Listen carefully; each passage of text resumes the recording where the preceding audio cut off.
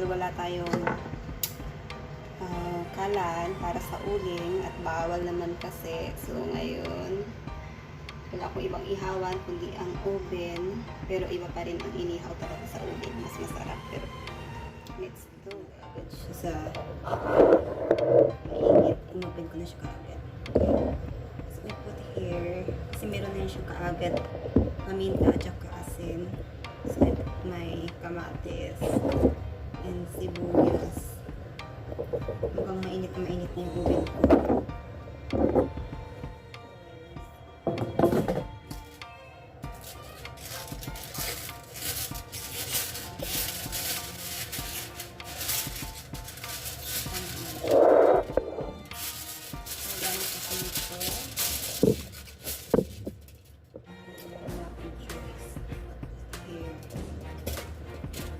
Close the fish.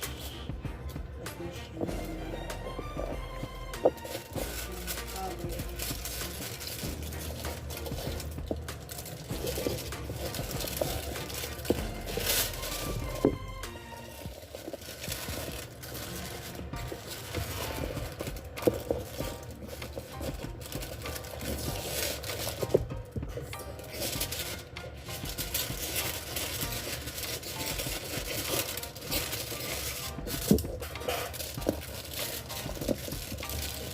Magiging pangkalitan habang gumagawa ako ng aking first book.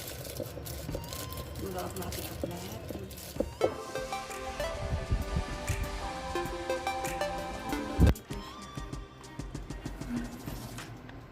Kasi nilagay ko kasi siya dito, sobrang init na kanina.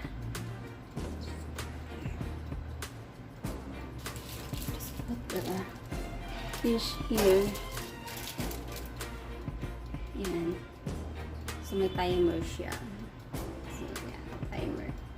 So, how na bangos sa oven. Dito natin siya. Yan siya.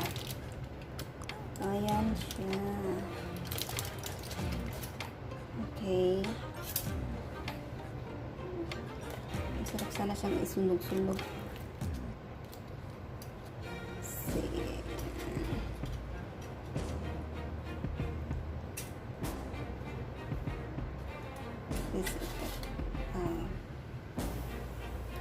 Ayan ang aking inihaw na bangus sa oven.